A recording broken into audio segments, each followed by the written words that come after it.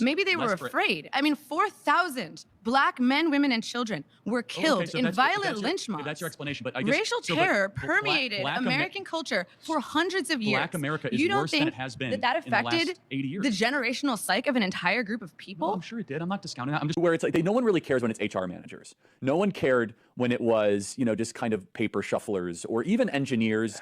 But now when it's like, wait, hold on a second. You're going to remove my appendix and you're a black lesbian. And that's why I think this United story and the DEI story hits so hard, because we've all been in the back of a plane when the turbulence hits or when you're flying through a storm and you're like, I'm so glad I saw the guy with the right stuff and the square jaw get into the cockpit before we took off. And I feel better now. No, I mean, like, you want to go thought crime? Like, I'm sorry. If I see a black pilot, I'm going to be like, boy, I hope he's qualified. Well, that's the you wouldn't have done that. You wouldn't have done that before. That's not an immediate. No, you wouldn't have done that before. That's not who I am. That's not what I believe. It is the reality the left has created. What are you doing, stick bro? So one of my associates sent me a video of Charlie Kirk talking about DEI and his criticism of it, and I don't have the full context of the video. And his view on DEI is basically that a lot of people were hired based on the color of their skin and not because of they were qualified for the job. So then I think he said something like, you know, he would question someone's merit on a job when, like, let's say when he see like a black pilot or something like that. I've seen a lot of these clips, right, that were some of them like short, some of them enough to actually give you like a narrative that he was a racist person because he was very critical of DEI, which is true. He was very critical of DEI. That was one of the things that actually catapulted him to the spotlight, was the criticism of DEI, right? And I think what we're seeing right now, right, is that we're trying to make sure that you focus on the tree so you don't see the whole forest, right? You don't see the whole context of who he was as an individual. And I'm sure whether you can take any type of, let's say, long form podcast, and then you're gonna like try to strip to get the one that you can get more of a reaction, a negative reaction to a person. So then therefore you could actually kind of craft the narrative. So let's also see who he was as an individual. Was he a flawed individual? Hell yeah. Did I agree with everything that he says? Hell no. Right? I don't agree with anyone 100% about what they stand for. Right? But I think the premise that we're missing is that the reason why we're seeing such a venomous attack on his character is you have to, because the way that he was taken out, right, that turns him into a martyr, right? That now he's deaf. He become a lot more influential when he's deaf than he was alive, right? Like I've seen a lot of Charlie Kirk content. I was entertained by some of his college trips. I've seen some of the thing that some of his podcasts and all that stuff, and I thought he was a really good debater. I thought that he had a grasp on some of the political ideology he could argue with. I didn't agree with everything that he says, especially when it comes to, let's say, reparation, or I think there was a lack of understanding when it comes to black culture, right? And I think that's probably where people kind of latch onto in order to claim that he was racist, because there was a lack of understanding of black culture, right? And now what we're seeing is it's not so much about like, you know, a lot of people believe that he was racist. Maybe some people do, right? Is the fact that they're using the fact that he was critical of some of those DEI program, that, you know, so then they could attach the label of racism towards him, so then therefore they can justify why he deserved his end. Black pilot, I'm going to be like, boy, I hope he's qualified. Well, that's the you wouldn't have done that. You wouldn't have done that before. That's not an immediate. No, you wouldn't have done that before. That's not who I am. That's not what I believe. That's not what I believe. But what it does is it makes us worse versions of ourselves, Megan. That's the whole point of what I was saying, is that I now look at everything through a hyper-racialized diversity quota lens because of their massive insistence to try to hit these ridiculous racial hiring quotas. Of course, I believe anybody of any skin color can become a qualified pilot. That has never been my contention. I mean, it's silly. It's bigoted to think otherwise, right? That's why there's such a huge campaign to try to demonize him even after his death, because they fear that, you know, his death would create countless more of him, right? That's where the fear is truly at. But what is truly his legacy?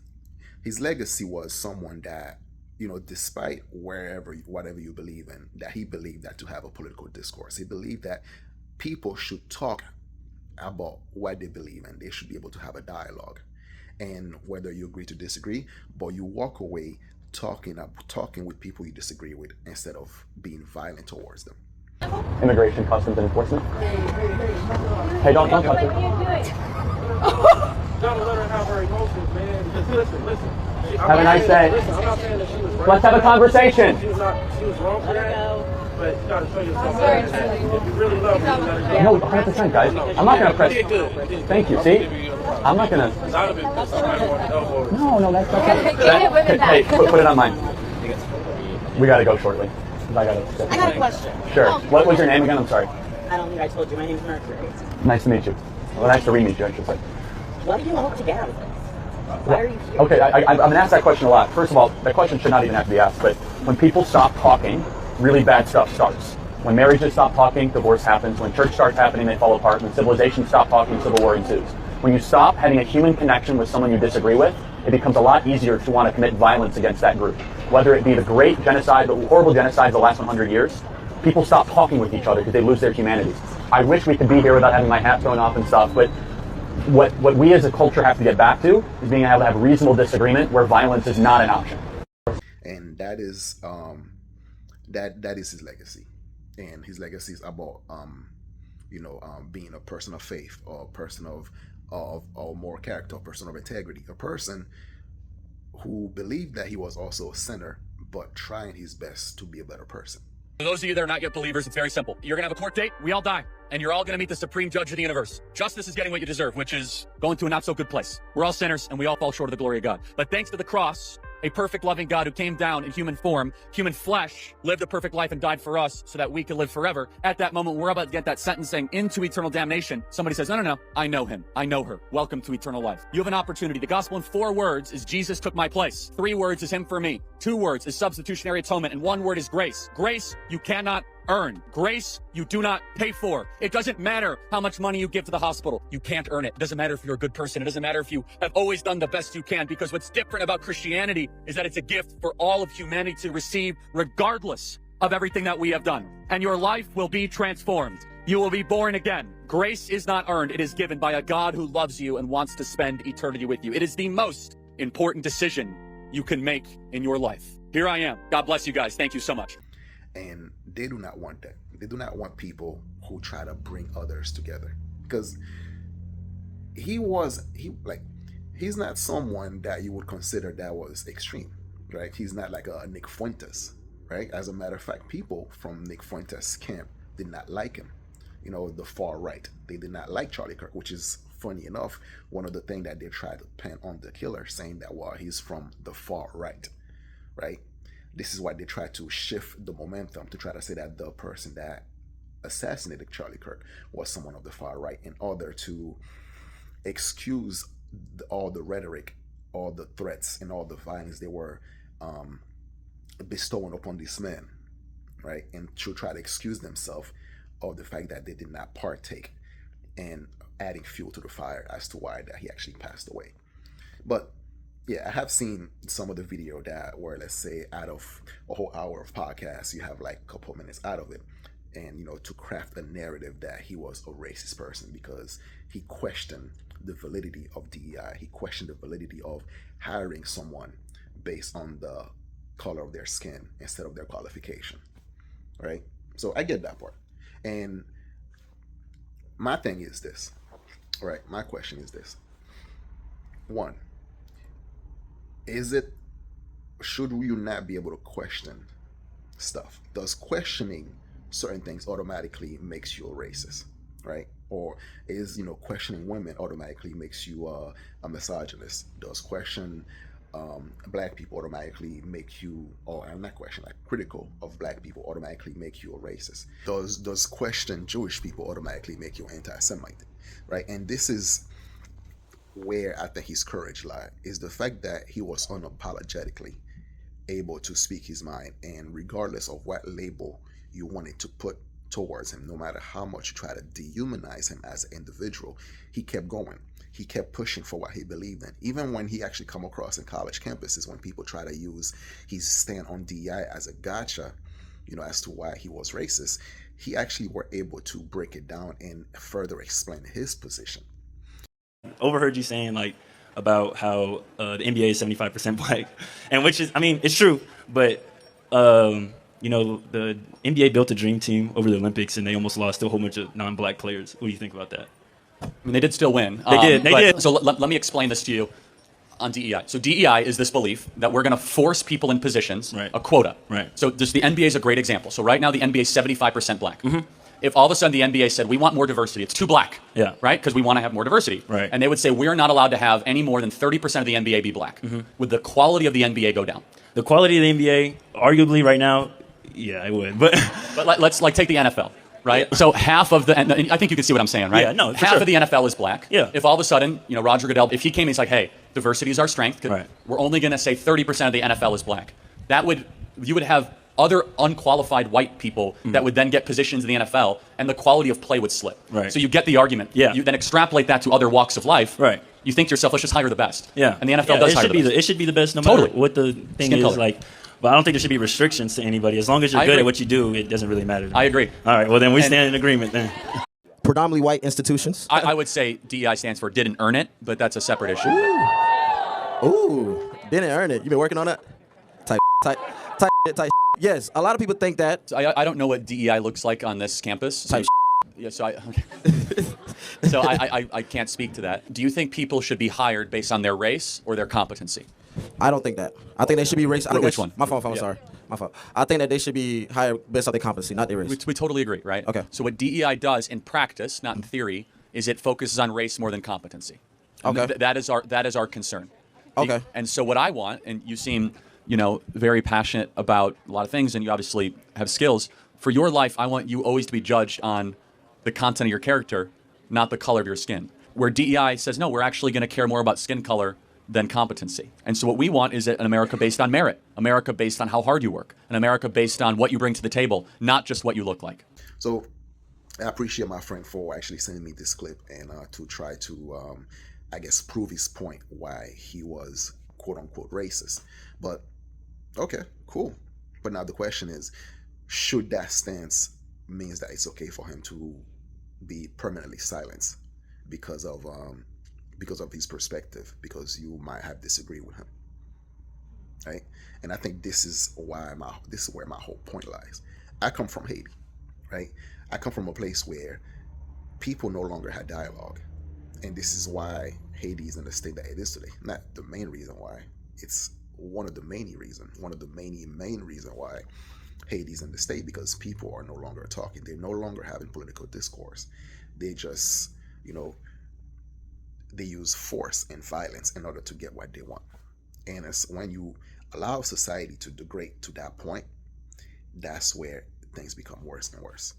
People who don't want unity, of course, they're going to try to push that. Of course, they don't want people to talk.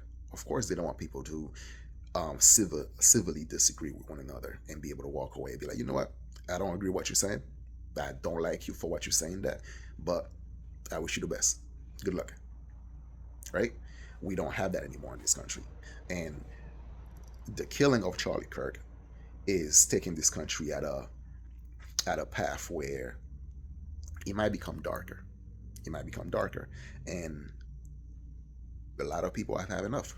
A lot of people are sick and tired of the quote-unquote tolerant, the party of tolerant, the party of love, tend to be pretty violent, right? They, entice, they dehumanize, and, they call it people fascists and racist and this and that whenever you disagree with them, and then hoping someone is unhinged enough would take action towards you. And then when you die, they would celebrate. And then when that celebration showed their true color, then all of a sudden they try to backtrack. They try to be like, oh, well, that wasn't us. We didn't do nothing wrong, or they will try to excuse it. Be like, well, you know what? I'm not shedding no tears because he was racist, or he was a fascist, or he was this and he was that. That was the whole point of my argument. whether you agree with Charlie Kirk or not, whether you think that his criticism was wrong when it comes to black culture. I think some of it was. But at the end of the day, celebrating the death of a man because you disagree with him is bad things. I'm not saying that my friend did it. I don't think he did. But I think like him try to, should I say, provide justification as to why he deserved to die. I think to me he's missing the whole point of what I'm trying to say. Is no one should deserve to die because of their opinion. The same way that when Kevin Samuel passed away, right? There's a lot of things I didn't agree with Kevin Samuel about, but I've seen the amount of people that were cheering, that were celebrating because this man passed away. And to me it was like, this is sick. This is sick. So, yeah, people who did not break the law, who was not a criminal, who was not committing crime, who just have differences of opinion, should not deserve to die because of their political ideology, because of how they think, because of you disagreeing with them. That's the whole point. Anyway, let me know what you guys think down below in the comment section. You know what it is. I'm your host, The Haitian. So share, like, comment, and subscribe. I'm out of here. Peace.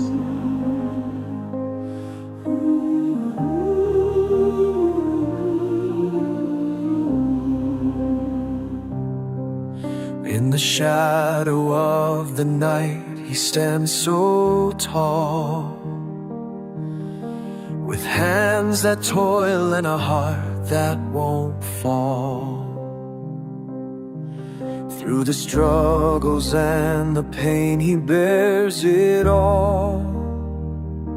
A silent warrior, answering the family's call.